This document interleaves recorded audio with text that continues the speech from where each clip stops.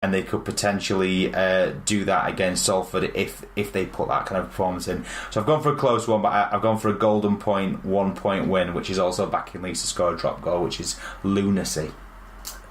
Weirdo. I think Salford will win. They owe Leeds one, because Leeds are the only team who really taught them gave them a shellacking really this season so far, and they probably a bit embarrassed, hurt their egos a bit in that game earlier in the season. They've not been.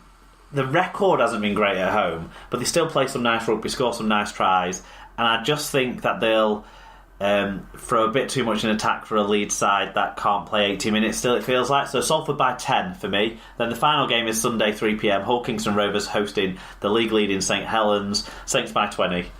Yeah, I've got Saints beating KR 36-10. Yeah. I just think Saints are classy. They've got players coming back, and even if they didn't, they could still probably get this win. So the Saints march on and into the Championship. Do you think Toronto will march on as we pick them out as the game of the week? Two top 5 sides playing off against each other on Saturday. Toronto versus Bradford.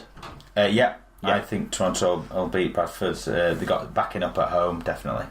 Yeah, I would say so. It's the 1895 Cup. The road to Wembley begins here. And on the R-League app, it's Hunslet versus Workington. It's probably one of the most interesting games. Hunslet need to bounce back from a big loss at home to the Scholars, and Workington are struggling a little bit at the moment. Lost their head coach recently. Be interesting to see how that one comes out. I tend to think Hunslet will bounce back in this one from what that happened last week, so I'll go with the Huns. I'll go Hunslet as well. Okay, NRL Brit picks. I've no idea which games are on Sky or not, but Thursday 10:50am it's Rabbitohs versus Broncos if you have if it's on Sky, or if you have the Watch NRL app. Saturday 6am Raiders versus Panthers. Sunday 9:35am Roosters versus West Tigers if Ryan Hall ever gets to fitness and gets to play. We'll keep calling it out though, because if they win we can say it's one of our teams with the British players, even though we haven't contributed much so far. And Sunday 6:05am it's the Eels versus the Dragons.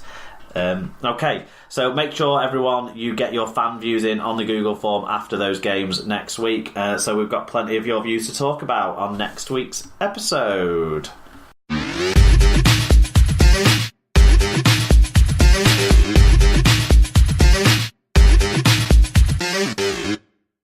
Right, brilliant. Episode 219 in the books. It's been a fun one to have you along for, Lee. Fun to be here. Yeah, I'm going to be conscious of not keeping you too late. I know you've got a drive back down the motorway to deal with. So, but I've got a quiz to get rattling, to reinvigorate the brain, the mind before you have to get out there and be aware on those roads.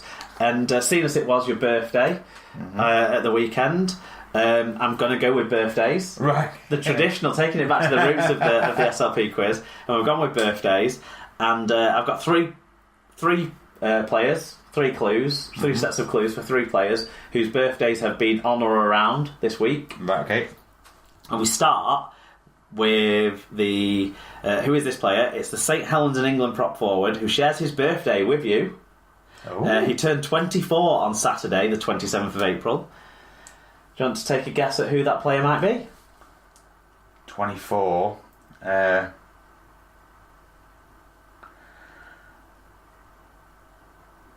Is there another clue? Or not? Well, St Helens in England prop forward who's 24.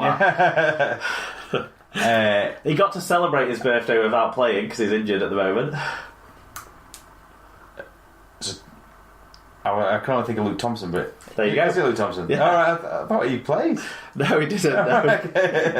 He doesn't. 24 didn't seem like the right age for him. He shares his birthday with you. Alright, there you go. This second player, a Wigan-born Leeds hooker, formerly of Warrington, who turned 26 on Sunday, the 28th of April. A Wigan-born Leeds hooker. Sorry, what? It turned what? Sorry. 26. Dwyer. Yeah, Brad Dwyer. Yeah. 2 from 2 so far. Excellent. And finally, this youngster turns 22 tomorrow as we record. So we record on the 29th of April. He turns 22 on the 30th of April. The London halfback who started his career with Warrington. He played 25 times between 2016 and 2018 for the Wire. Smith. Morgan Smith. Morgan Smith. Yes. 3-3. Hey, storming performance. Excellent stuff. Right, I need to go back and find my spot. What we need to do. Right. Okay. Did you bring any recommendations along? I did. It's probably I was a bit late to the party with this one, but I watched a film on Netflix at the weekend. Then you're ahead of me. It was out last year, so a lot of people probably did watch it. It was critically acclaimed, but Get Out, which is the Jordan Peele film that was a bit sort of big film last year, and he's sort of recently also is the film that he's just released recently, which is still in the charts. Is he the Key and Peele people? As you mean the Wayans? No, it's Keenan Ivory Wayans. No, Key and Peele. They had like a sketch show. Possibly, right. Yeah. I think he has. I'm not really sort of up on his. On I think he's been like a voice artist and. So what type of? What's the brief without any too many spoilers? It's kind of it's a little bit kind of a surreal. It's a bit like an epic. Did you ever watch the Twilight Zone? Okay. Yeah. You ever watch anything like that? Okay. Years ago. Yeah. I don't know whether you're probably too young for it, but it's kind of got. It's like a weird. It's classed as being like a horror, and it's not. It's just that it's kind of. It's just a strange film it comes at it with a jaunty angle.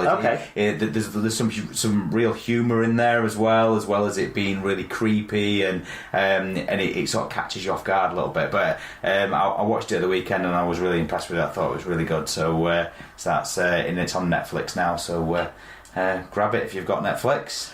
Okay, I'm doing the silly thing that I regularly do, which is bringing another rugby league podcast to the table. But there's sort of a new podcast on the scene, I suppose, from down under. It's called Fergo and the Freak. So Andrew Ferguson from our friends at the Rugby League Project, who we talk about a lot, the great stats source for players' appearances and that sort of stuff, and League Freak, who seems to have matured from being just what was 5-7 years ago, kind of a bit of a wind-up merchant on Twitter, to now being a bit more sensible with his viewpoints and eloquent with the way he puts them forward. But yeah, Fergo and the Freak it's called. But I'm specifically recommending an episode they released over the weekend where they had an analytics guy, a former Wallaby player, but I don't care about his name because rugby union. But they talked about analytics, and it was really enlightening, the analytics that this team do. Basically about cohesion being more important than many other factors in how your team's going to perform. So they kind of look at how many games players have played next to each other in sides, and it probably rings true to a lot of the things we're seeing at the moment in Super League as well, in a way, where like St Helens have got a pretty much settled unit from last year with like 1 or 2 additions, but those additions are high calibre. Warrington are going well, aren't they? And they've got a settled side from last year, really, as well. Same story in a way. Whereas Wigan and Leeds probably a bit more disruption, a little bit less cohesion. But then you look at the Wigan side when they've got back to having Williams, Gildart, Burgess, and all of a sudden scoring loads of tries down that golden edge again, and those sorts of things. It's but they talk mostly from an NRL point of view, but really interesting if you're into your analytics and that sort of stuff. Right, I'd recommend the Fergo and the Freak podcast episode from the weekend. It's not like a current events kind of one necessarily, like us or like our friends at This Week in League and other shows like that. It's more they pick a topic and talk about a topic and can dig deep into some topics. So I only pick and choose the episodes I'm really interested in, but this one, analytics, right down my street. So actually that reminded me of something we didn't talk about last week because we knew it was going to be a long show, but me and Alan didn't talk about Eddie Hemmings' retirement and all of that, which I already feel like I'm going to miss him, which is weird because for years I thought I'm not. But it's a bit strange to not have his voice, and I don't know, I think he's better than Bill Arthur. I can't see Bill, as nice as the bloke seems to be, I can't see him being the long-term guy for Sky, so it's going to be interesting to see how that shakes out. But when they did the tribute show to Eddie Hemmings, they had Eddie was talking about all the people that have helped him so much, and he talked obviously about Neville Smith, but then about Ian Proctor, who's the Sky Sports statistician. And I was thinking, God, I wonder if that guy's getting close for a time. And Emma was like, that's your job. That's the job you should be doing. Why aren't you doing that job? And I couldn't bring myself to say to her because it would mean I wouldn't get to go to all the Wigan games. And I don't think I'm in the stats category of that kind of person. But yeah, that would be a cool job. So I thought I'd mention that as well whilst we're talking analytics and numbers. Yeah. Okay. Any comments on Eddie Hemming's retirement?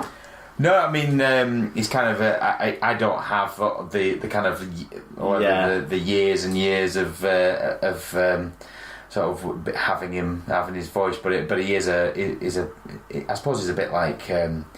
My mind's gone blank. The guy who was the teacher at Cowley School, the radio sort of Ray French. Yeah, he's that sort of. I kind of like have him as the voice of rugby. Yeah. You know, like there's these voices, aren't there? And they, but you know, eventually somebody else will become that voice. You would think so. I think the most like there was lots of things the way Eddie went about commentating. Sometimes you'd feel like he was a little bit distracted because of all the fun he's trying to have with the people, but I always thought that might not work for us hardcore, nitty-gritty kind of people, but definitely works for the people who aren't quite as deeply involved in the what's going on the field stuff. I think there was a friendliness there that could welcome people in with the way Eddie did his commentary. I'll always think of like the half a dozen times a game he'd say, nice kick from, oh shit, it's gone dead. Not a nice kick at all. But that was the one thing he never got right. He could never read kicks. But when you look back through some of the moments, and the moments that obviously Wide to West will be the main one, but there was also lots of other moments. Now, a lot of the big moments where he's commentated on, I'll have been at the games maybe and not heard his commentary until some time after. But there was the Renner to Radlinski try when Wigan scored really late to pretty much clinch league leadership, I think back in 2002 against Bradford. It might have been 2000 actually, but way back against Bradford. That was similar to me for like hairs on the back of your neck stand up, kind of as Wide to West. And I think the greatest tribute to him really is that try is not named after the player who scored the try, not named after the team who scored the try. It's named after the commentary that he delivered on the try. And for any person commentating on a sport to have a crowning moment like that, I think it just shows that actually he did get it right on lots of occasions, and he really did bring something sometimes to it. There was the Rob Burrow try in the 2011 grand final, I think, was it, where he broke through from halfway and things like that. And actually, whilst we watch all the games and he's commentating on so many of them, and not all of them will have been exciting, he has accented some really exciting moments rather than take away. And I think that's the greatest thing Eddie did. Was he didn't always get it right. He didn't always make the game sound better. But what he always did, and I think sometimes Sky are guilty actually of bigging up games that are bad, or sometimes things like that. Finding excitement that's not necessarily there, sometimes they do. But what he always did really well was those big moments in big games. He never got those wrong. And I think you've got to say credit to the guy for that in his commentary career. No, big shoes to fill. Yeah, definitely. Okay, so people can find and share the show at Super League Pod on Twitter and Instagram. Get in touch with us if you've got any feedback as well about the show. You can also do that at facebook.com/Super League Pod and send us emails to superleaguepod@gmail.com. You can find blog posts with links to our sponsors and that sort of stuff at superleaguepod.com. Also, there'll be a link on there from this week's episode to the fan survey that we really want you all to complete and share. Get it on your Facebook platforms, get it on your forums and all that sort of stuff. Search for the show on Spreaker, iTunes or Apple Podcasts, whatever it's called now. Leaguecast Android app, Podcast Addict, Stitcher, rugbyleaguemedia.com and YouTube, where it is, we remind you, audio only. You don't have to see our faces. Your very tanned, lovely face and mine not so. Partner sponsors we need to call out: Rob's Toy Shop. If you enter SLP discount on checkout at Rob's Toy Shop on eBay, get 5% cash back on orders over £5, plus give 1% cash back to SLP. Thank you to one of our listeners,